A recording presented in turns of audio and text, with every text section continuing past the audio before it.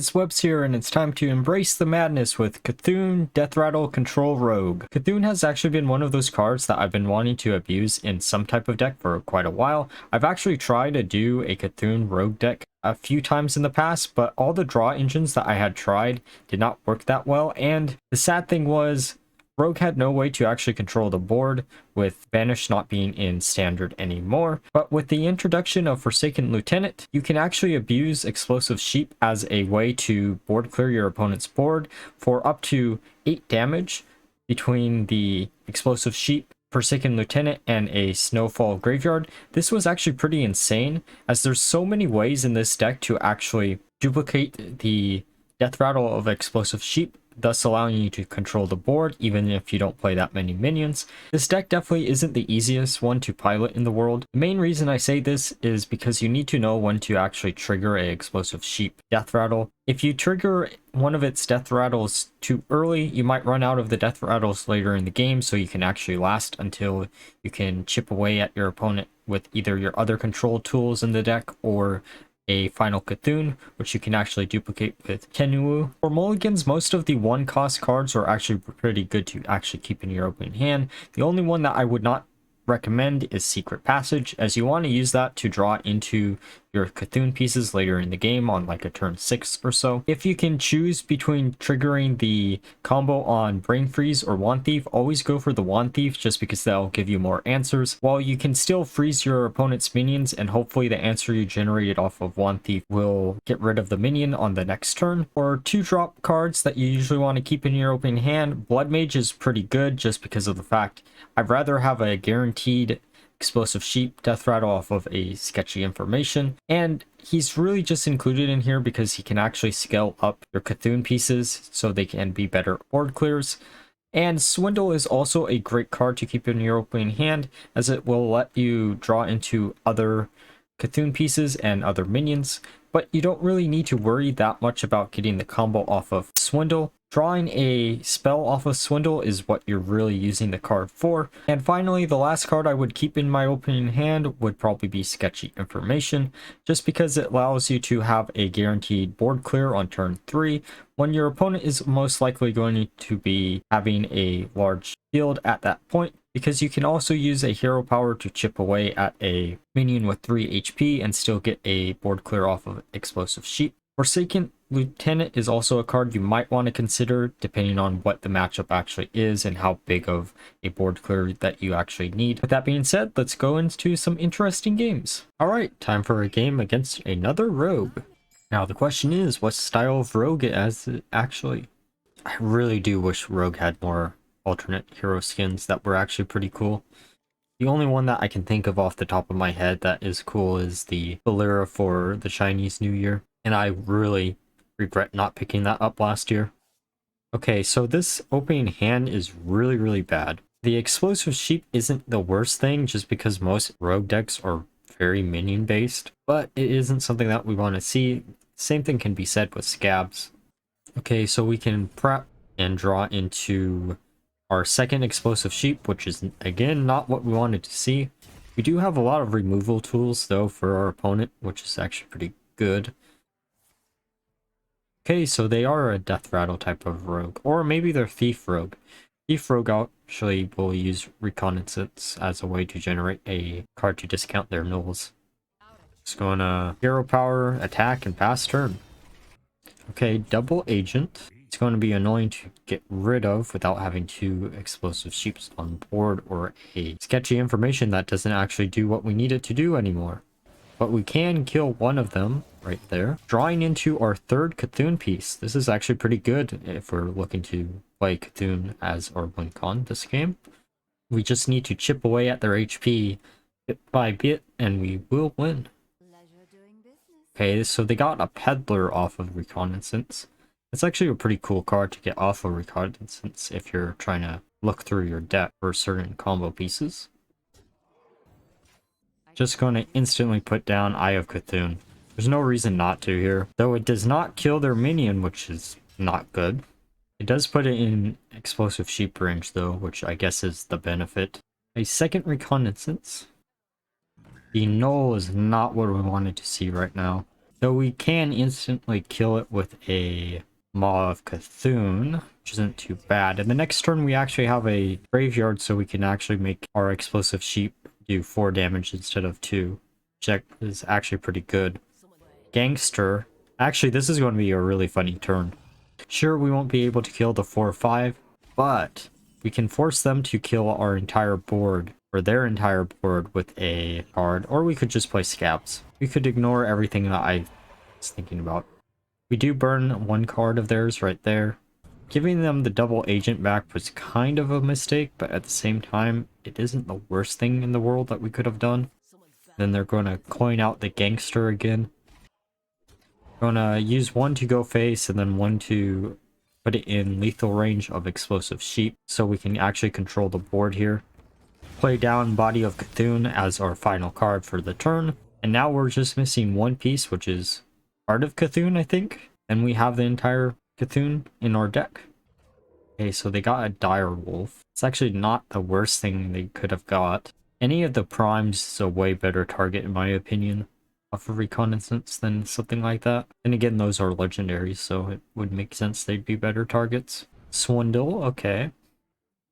They're going to freeze our body, but that's fine. And they're going to kill our body, which sucks. A Forsaken Lieutenant is exactly what we wanted as a top deck. Sure, we're using the explosive sheep a little bit too early here, but it still is going to clear out the board, which is exactly what we wanted. Then we can just place down our other 2 minions, because if they killed our Blood Mage this turn, we'll get a additional card drawn. We could actually refill our hand pretty well. Now that's a card that I get why people are running in Thief Rogue, but at the same time I think it's way too high of a cost card to actually make you want to run that card. If it actually stole the top deck, then it would be a problem. But since it's just a copy, I don't think it's that good, to be honest. I'm assuming the one thief is what they got off the top, or not. Ah, card that does absolutely nothing, and another card that does absolutely nothing this late game. Okay, so they're just going to bounce it back. Getting Secret Passage, which is a great top deck. Okay, Wand Thief, Shroud, the second Secret Passage. I'm going to play the Wand Thief. Grab the Primordial Studies, because why not? Do the second Secret Passage. There's our Heart of Cthulhu, that's all we needed. And then we can play our Wand Thief and shuffle that in, getting a Counterfeit Blade, which is actually a pretty good top deck. Grabbing the Mana Biscuits, just because we can actually do Cthulhu him if he has enough HP, but I don't think that's actually going to come up here. It would be funny if it did, though, but I don't think it will. Okay, so they're going to play a Secret and a Yeti, then kill our Wand Thief. I wonder what card they're going to get here. Okay, so they're going to get another Secret. Oh shit, they saw their own demise and they didn't actually quit. I give them props for that, actually. Man, that must have sucked, being on the other end of that. Alright, time for a game against Priest. We're going to mulligan most of this hand away, since none of it actually helps us in early game. Drawing to a explosive sheep while we have the lieutenants in hand is actually pretty good, though we would have preferred to actually keep the sheep in the deck, so we had an additional AoE that way. So their quest line, which is annoying, but it is what it is. We're just going to trade away our card and then draw into a sketchy information. So we do have a pretty good setup for a AoE board clear between the sketchy informations and explosive sheep and lieutenants, but we shouldn't really need it that much. Brain freeze, which is alright. Just gonna kill the minion here. Trying to Eye of Cthulhu. That will be a nice turn 4 play because we have a coin still. So here we're just going to want to attack and then see if we can get Blood Mage off of the sketchy information, which we do. Grabbing another part of Cthulhu here. Now that's an interesting card that I do not expect out of questline Priest. Just going to play Eye of Cthulhu, which does not kill their minion, which is perfectly fine. Because if it did kill the minion, we'd have to coin out Preparation or Brain Freeze. Extortion, not a bad top deck. Because now all we need to do is play Extortion with Brain Freeze and then we kill both of the minions. Or we could do the greedy play and shovel it back into our deck. A Shadow Spirit, so they're more of a Deathrattle questline priest deck, it seems. I mean, it makes sense. You can use the hero card as a way to increase your survivability if you just have a bunch of Deathrattles in your deck that chip away at your opponent and also heal you up. It's kind of hard for our opponent to make any type of decision against us because I don't think anyone else is running a similar deck to this when it comes to Rogue, so they don't know what we're actually really playing. Here we have quite a few different situations that we could actually do. We could play the Heart just to kill the 4/3. We could also play a Lieutenant plus a Sheep, or we could use Secret Passage to try to get another piece of Cthulhu out of the deck. But going with the Sheep just so we have our counterfeit blades actually active whenever we draw into them. Then we can just hero power to finish off the turn. Okay, so they're playing Talion, which means we only have a few more turns before we actually lose the game unless we draw into a Neophyte. Drawing into the second Extortion is actually pretty decent here. Gives us the option of just popping the shield and then using part of Cthulhu. Or we could have just attacked into the minion too, I guess. Light Shower Elemental, that makes sense. Okay, a Wand Thief here isn't terrible, but in order to trigger its combo, we'd have to play something else down first, and I don't know how easy that's going to be, though we can get a bunch of extra damage off of whatever spell we do get here. Grabbing the Grand Finale because none of those actually help us at all. Then we're going to use Secret Passage, get a Swindle and a Preparation. Actually, not really that bad of a combination. We could just kill the Light Shower before it heals up a bunch of things, and then we can use Preparation with Swindle, which gets us Maw of Cthulhu and a Wand Thief, which allows us to generate another spell. Going to go with the Arcane Intellect just because we want to draw more cards out of the deck. We're kind of in a rush to get to all of our Cthulhu pieces before they can get their questline complete, or at least draw into a Neophyte before they get their questline complete. A Humongous Owl, okay. I guess that does serve the purpose of a 7-cost minion in that deck, though it's not something I normally consider running. Just going to attack face and then use the Maw of Cthulhu on the Owl.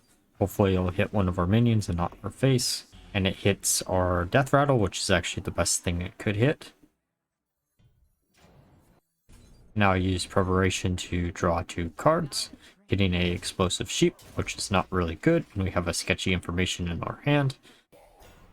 A Forge Fiend, so if we get a Graveyard, we should be able to kill the Forge Fiend instantly. If not, we're just going to have to stall out the game a little bit longer. There's our Neophyte.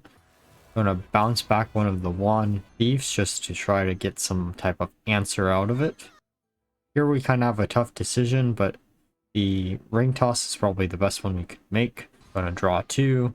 Getting our sketchy information that does literally nothing. Going to play Ring Toss. Grab the Shadow Clone just because it gives us the chance of copying a big Deathrattle, which is something that we actually would really want. They're going to play down their questline reward. Good thing we do have in our hand a Neophyte. Okay, so they're not going to rush face, I guess. Well, first we're going to have to play a Neophyte down no matter what, because they do have their card in their hand. Then we can do Secret Passage, get Body of Cthulhu, a Graveyard, another Graveyard, and Counterfeit Blade. I'm going to put down Body of Cthulhu, and then attack into the 2/4, which will draw a Scabs, which is really good for next turn. Then just pass the turn. Here we're delaying their win condition by at least 1 additional turn, just because we also do have Scabs. Though, if we do bounce back the questline reward, we do give them the opportunity to have 2 of the spells, which doesn't really matter much as long as we can delay the turns. Soul Mirror, okay, that's not really that big of a shock. And now they're going to attack with their questline reward, which gives us a copy of it, with Stealth, which means they can't actually get rid of it this turn. Okay, we get a graveyard. So there's something really funny that we can actually do here. We can actually save the copy of their questline reward just so we can get it in our hand and play it next turn, or even this turn with scabs. So we're going to bounce back everything here, which gives us a additional turn for us stalling out our opponent. And it also gives us their questline reward, which means we can actually play it next turn. Going to play Wand Thief down, grabbing the Ignite, just going to do 2 damage here for free, then go face.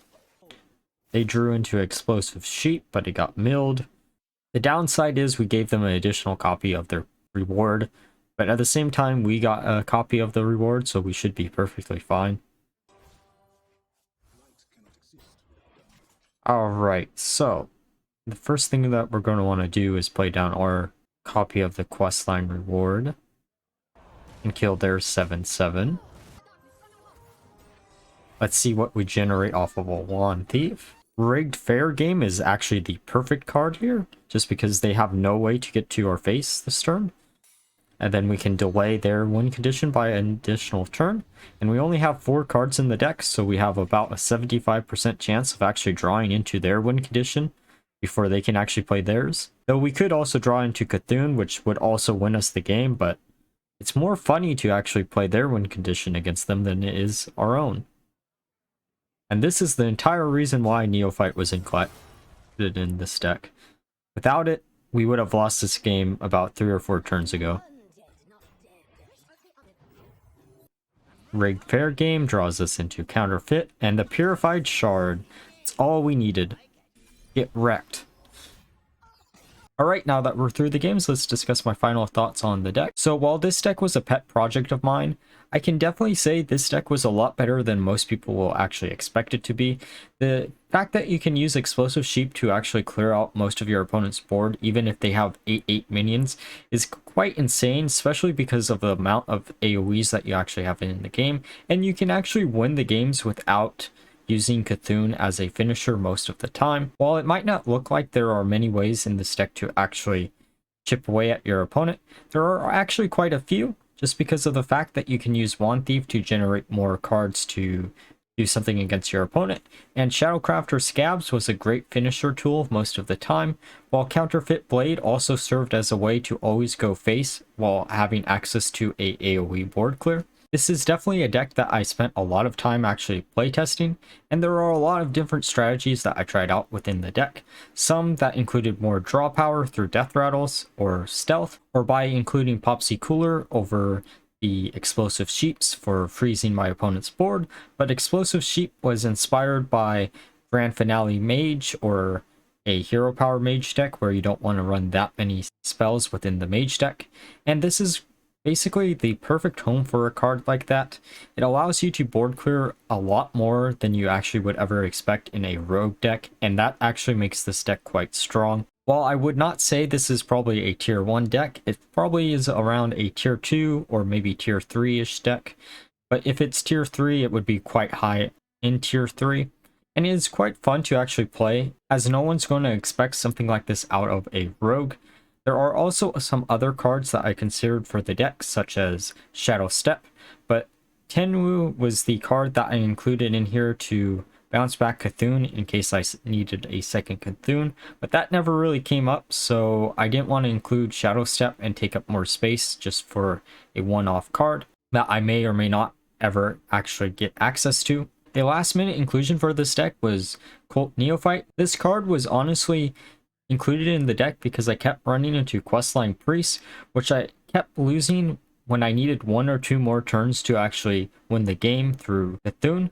And when I included this card, I actually went up quite considerably in win rate against Questline Priest. Sure, there aren't that many spell-based decks actually running around right now in Hearthstone, but this is a perfect counter to Questline Priest, and it's a must-have for a deck like this, just because you don't want to lose a slow matchup after you spent 15 minutes in a game. While this deck isn't the most conventional one in the world, I could honestly easily recommend this deck if you're looking for a weird style rogue deck that actually can win quite a few games. I actually haven't had this much fun with a rogue deck since Vanish actually rotated out of Standard, because that removed the possibility of a control style rogue deck. But with the addition of Shadowcrafter Scabs and the Forsaken Lieutenants, you can actually do a control style pretty easily in this deck, which is something that I have been missing for quite a long time for Rogue. I honestly just wish Rogue had some more cool alternate portraits for their hero, because then I would actually play this deck a lot more. And like always, if you enjoyed the video, please leave a like, comment, and subscribe. And until next time, bye bye.